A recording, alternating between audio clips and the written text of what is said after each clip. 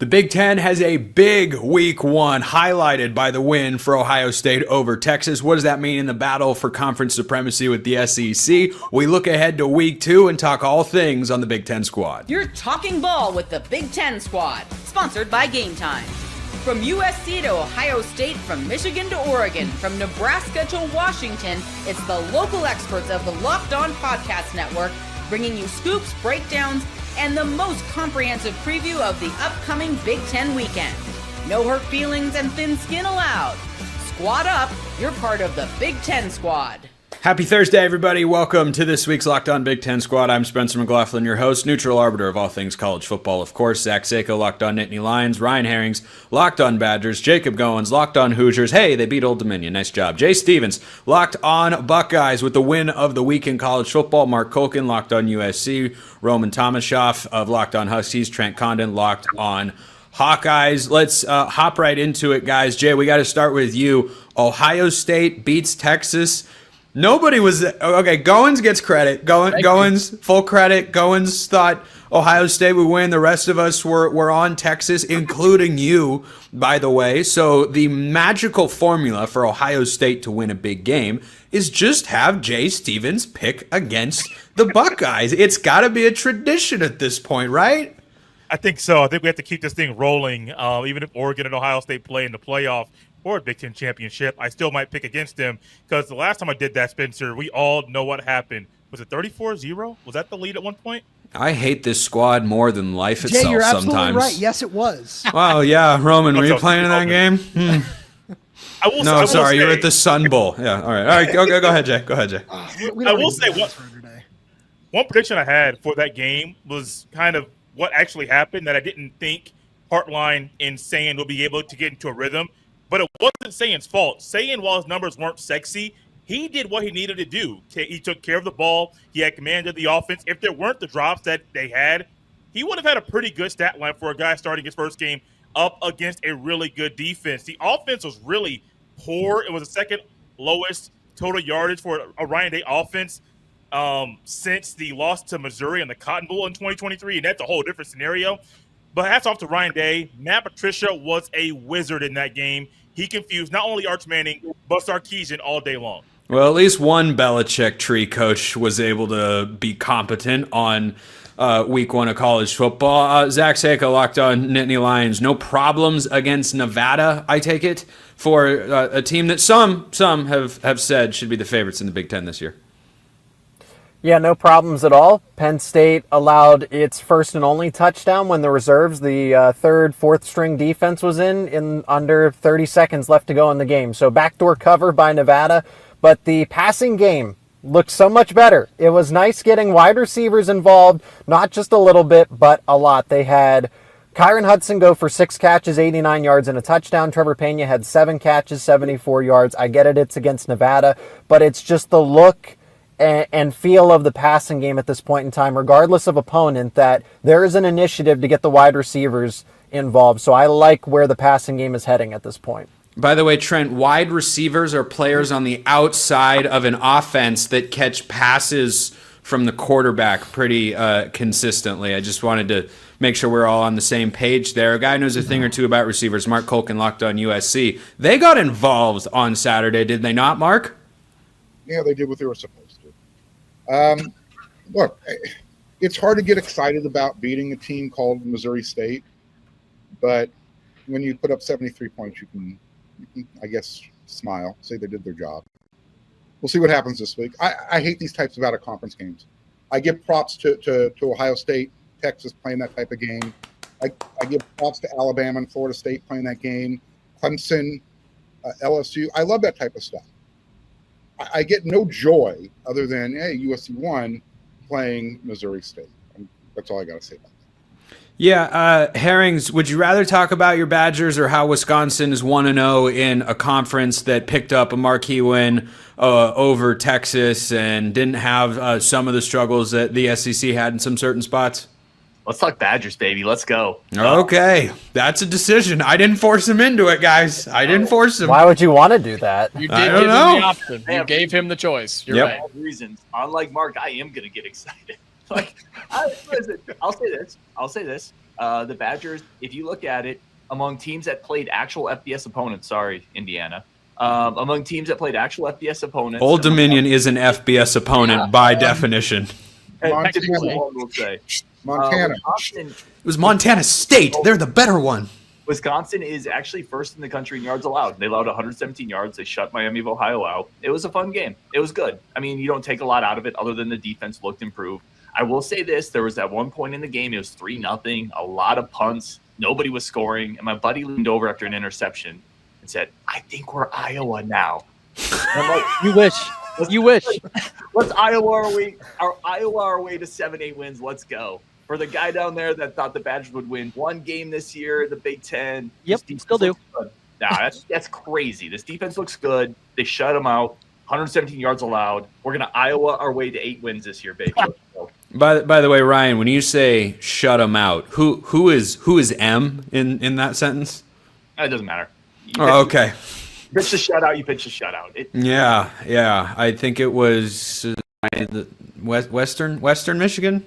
Miami of Ohio. We played Western Michigan last year, and they gave us more trouble, actually. Right. So yeah, that's right. That wasn't great either. Roman, week 1 report for the Huskies. Do you think that in their present form they would go toe-to-toe with a team in the middle of the SEC? In the middle of the SEC, yeah, absolutely. Where I Washington 38-21. I had a lot of texts, including from you, Spencer, saying, what happened? I'm just looking at the scoreboard. Washington posted over 500 yards of offense. I've seen a lot of people complain about the rushing defense. Outside of the first quarter, Washington gave up 14 yards on the ground in this game. Colorado State scored on an illegal formation that was not called, and apparently Brian Walter said the refs leaned over to him after that and just said, sorry. So, you can take that for what it is. But no, Washington looked really solid. Jonah Coleman, Doak Walker, National Running Back of the Week for 177 yards, 2 touchdowns. He looked absolutely tremendous. That trio of him, Damon Williams, and Denzel Boston is going to be one of the best in the country, maybe the best in the Big Ten. Just that trio. I'm so excited about what they bring to the table, and they really are going to carry Washington to an extra win this season at some point. Goins, we know that Kurt Cignetti certainly doesn't want the SEC smoke. He just wants an SEC scheduling philosophy. But has he adopted that philosophy that the SEC just, doesn't actually do? But that's a different conversation, perhaps. Is that because he knows in the back, in his heart of hearts, that Old Dominion is capable of coming out and running this revolutionary play? I believe it's called the read option. Yeah.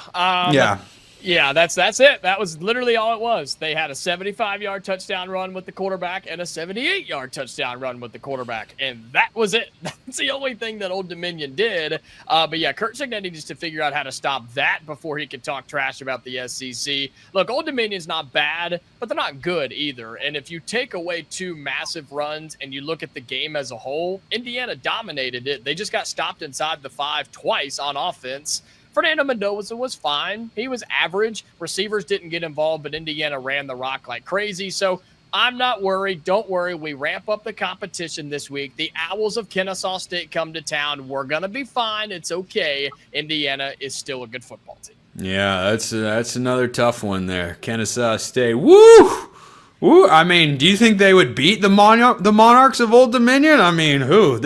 By the way, the Monarchs, no relation to Monarch Money, one of our sponsors here at the Locked On Network. But Trent, Cy-Hawk game this week. We'll talk about that matchup later on today's show. But week 1 of the Mark Gronowski era was what, in your view? Hideous. It was absolutely deplorable. It was awful. And after 6 years of this ineptitude, no, it was finally fixed. If Carson Beck was not the quarterback of Miami right now, it would be Mark Gronowski. In fact, Mark Gronowski was wanted by Miami. Iowa outbid them. And here we are with 44 yards of passing, the same garbage once again. It is absolute crap. And for the 5th year in a row, Iowa has been sold a bill of goods of awfulness at the quarterback position. The good news, Hawkeyes still find ways to win. Sorry, gang. Herring's up there, Goins, both you guys. We'll ugly our way to victories against both you buffoons. Look at the combination of those 2 last names. We have Hoens in the top right corner of the Locked On Big Ten squad. Hoens up there that are just Iowa haters. 44 passing yards. There was a run against Indiana that was almost twice as long as that. Nice virtual fist pump there, guys, I think. We're going to look ahead to week 2, talk about what we saw in the SEC some more as well. Plenty on the way on this week's Locked On Big Ten Squad. First, this episode brought to you by Upside. Locked On Big Ten Squad fans, are you still paying full price for gas? Stop leaving money behind. Get real cash back every time you fill up with the free Upside app. Simply download the free Upside app in the App Store or Google Play right now and start earning cash at the pump today. Use my limited time promo code FOOTBALL and get an extra 25 cents back per gallon on your first fill up. You can make up to $300 a year just from buying the gas that you already needed. At first, you might think it's too good to be true, but it's totally legit. Real people are getting paid just to make their daily commutes, and you can too. Plus, you can cash out anytime to your bank account, PayPal, or an e-gift card for Amazon and other brands. Don't let this offer drive on by. Download the free Upside app now using my limited time promo code FOOTBALL for a limited time 25 cent per gallon bonus. That's promo code FOOTBALL. Offers vary by user and location. Go to upside.com for terms and conditions. Check out the Upside app and start saving today. This episode also brought to you by our friends at Mazda. Mazda's moving the game forward, brought to you by those who believe it's not just about playing the game, it's about redefining it. Because these moments do more than win. They push what's possible. They remind us to go that extra yard, shift into that extra gear, and keep moving the game forward. I am begrudgingly going to shout out Ohio State quarterback Julian Sayin in this spot because he didn't have the best numbers, but he got a huge win in his first career start, didn't make a mistake, had a big touchdown pass, and sometimes to move your team forward, that's all you have to do. Julian Sayin did that. He could be prone to have even bigger games going forward this season. When you follow what moves you, the unexpected is only the beginning. And just like there's more to every highlight, there's more to a Mazda vehicle. Mazda, move and be moved. The Big Ten had a great week 1. We do not count Northwestern and UCLA. We're all going to vote to just kick them out of the conference at this point for ruining what would have been an 18-0 week. We could have been perfect.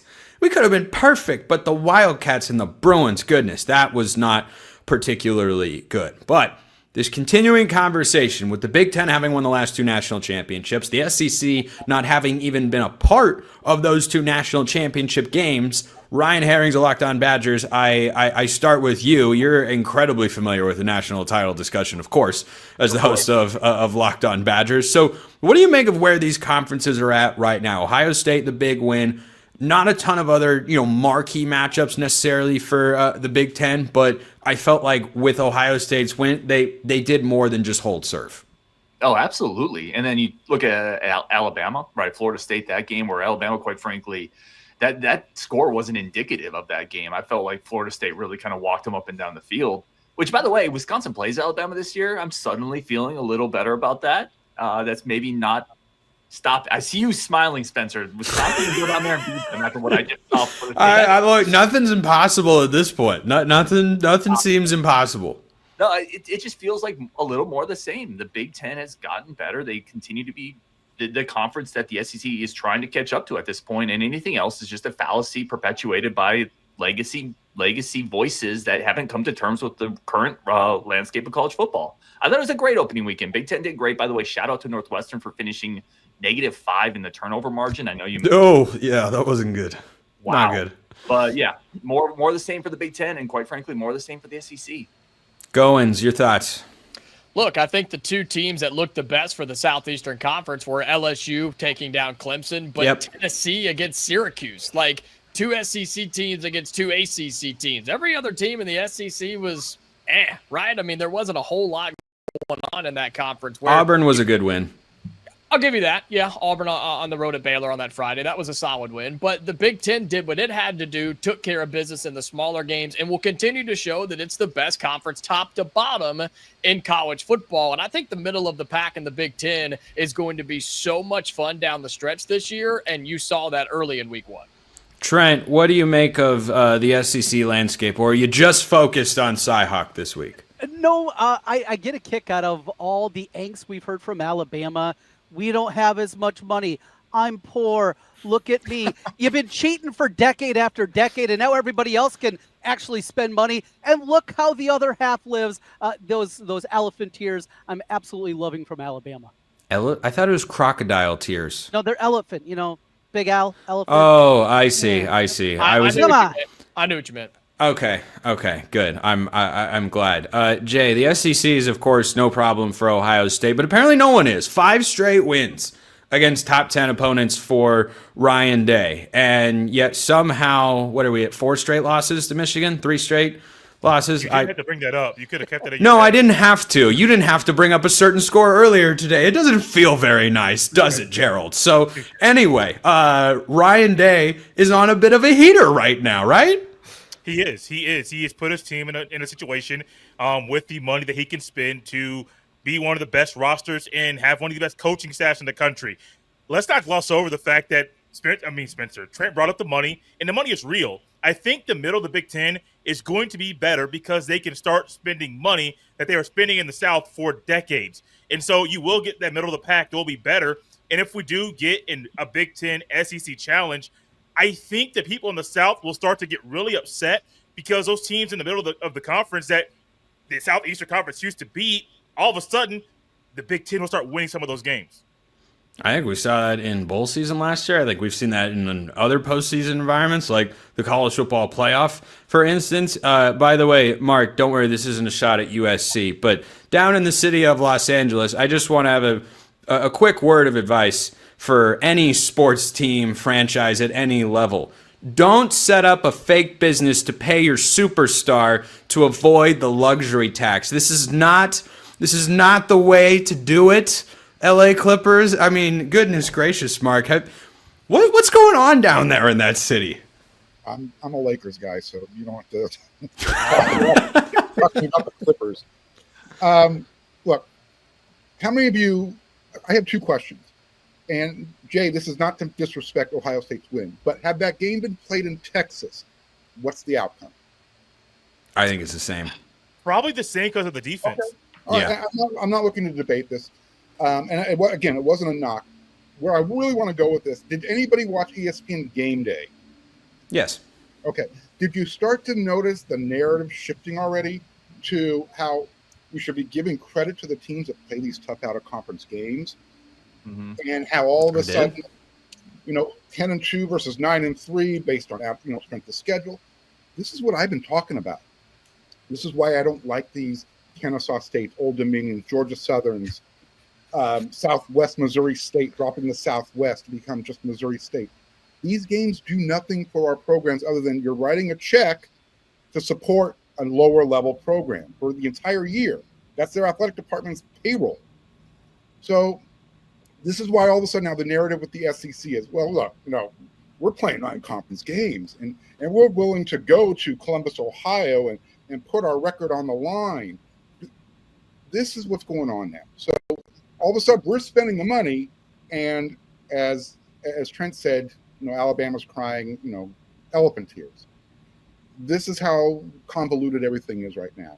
We can make fun of the SEC. I love making fun of the SEC, but we got to start scheduling up again.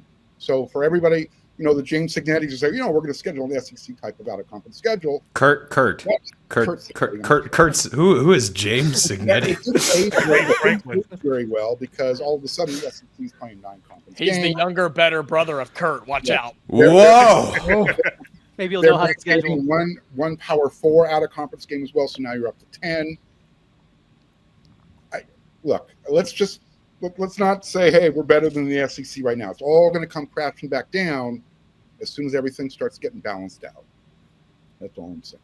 I think the Big Ten's got a pretty solid that sort of trajectory. I don't disagree. Everybody should be playing. I've said it 1,000 times on my show. Every single Power 4 team should play at least one Power 4 non-conference team and 9 conference games. Done. And I want to make sure I agree with that. I say it on my show. I said it all summer. I hate that Indiana plays Old Dominion, Kennesaw State, and Indiana State 3 games in a row to start the year. That sucks. Nobody likes that. That's not entertaining. Like I'm totally with you on that. And I get the fight by 60 points, and I did not expect them to jump into the top 25.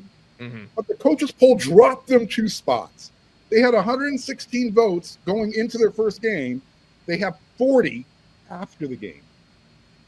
Make it make sense. I don't know how to make that make sense. I don't know that I don't know that you necessarily can. I'm not against having some bye games out there because I understand the reality of the finances in college sport. But imagine if Indiana opened with Old Dominion and then this week was just playing like Louisville. Indiana Louisville this week. It'd be great. Just anything like that could add some interest and intrigue. We'll wrap the second segment with Roman, who I swear got put at the end by accident. That was I did. It wasn't like that in the first segment, and then it happened when Seiko left. I don't know how StreamYard does all of this, but Country Roads, take us home for the SEC conversation right now through week 1. Oh, absolutely. I do enjoy continuing to bag on the SEC. The one thing I really like this conversation that you guys have continued to bring up with playing more Power 4, non-conference schools, and with Washington being able to continue the rivalry with the Apple Cup with Washington State. I love that, and I'm somewhat torn because like you guys can RIP Pac-12 always and forever. But I look at this and I say like. For, Spencer, I feel like with your neutral arbitrarship, maybe you don't have this opinion right now, but with Oregon State, is this the kind of game that should count in this department as well? Where, yeah, it's like a lower level right now in terms of the talent with, funds and all this other stuff. But in terms of, as we continue to move forward in this new world of college football, conference realignment and all these other things, are these games that should not only be protected, for rivalry's sake and everything else like that? Oklahoma State is another one I think of in the same ballpark. Mm-hmm. But are these ones that should just also be valued to a certain extent by schedules and everything else? Because these are games that still should greatly matter in the world of college football. I just want to throw that out there. I agree. Here's a stat, and I'll wrap it with this, and then we'll talk about week 2. Kansas and Missouri play this week for the first time since 2011. These schools are driving distance from one another and have a historic rivalry. The last time it was played was 14 years ago. Before 2012, when it wasn't played and hasn't been played since, the last time those two programs didn't play each other was 1918. Pre-Great Depression time. That was the last year they didn't play. I don't want to see those sorts of games go away. So, Roman, I am with you there. We're going to look ahead to week 2, bounce around, get everybody's thoughts on the matchup, how the Big Ten can continue a strong start to the season. That's coming up next on the Locked On Big Ten Squad. First, this episode brought to you by DoorDash. It's almost the weekend. Time to look back and crown this week's MVP on Who Delivered, powered by DoorDash. Just like you can win every Saturday with DoorDash Streaks, saving more every time you order, these players delivered when it mattered most. Let's break it down. You know what? Just for my guy Roman, I'll start with Jonah Coleman. Was running like a man possessed. In a game that was more uncomfortable than Husky fans would have liked, Jonah Coleman started to take that game over in a big way. Damon Williams made some plays too, but man, Jonah Coleman was running like something was trying to get out of him on that particular day. And you know what? Let's shout out the Wisconsin defense while we're at it. Yeah, they were playing Miami of Ohio, but what should you do against the Redhawks? You should pitch a shutout. And Miami of Ohio was on the butt end of that because Wisconsin's defense showed up big time. So just like those teams showed up with key players, DoorDash delivers your Saturdays. With DoorDash Streaks, you save every Saturday you order. Stack it up all season, and you could save up to $250, including $100 in DoorDash credits. Order this Saturday, keep the streak alive, fuel your game day only with DoorDash. Terms apply, promo period through November 18th. Check out DoorDash today. Week 2 will be upon us shortly, perhaps by the time you're listening to or watching this show. Ryan Herrings, Locked On Badgers, let's start with you. How does that vaunted Wisconsin defense, number 1 in the country, as you pointed out, Wisconsin is number 1, at least through 1 week. How do they follow that up this week, and who do they follow it up with? Well, they play Middle Tennessee State, so I think that's how they followed up this week. Who just dropped the game to Austin Peay at 34-14, the first win over. They lost to the Governors for the first time the Governors had beaten a D1 program since 1987. Banger of a game! Shout out the UAC. I think how the Badgers continue that momentum is they scheduled wisely. The momentum's going to continue. I will say really quick because the Locked On Purdue's not here, our guy's not here.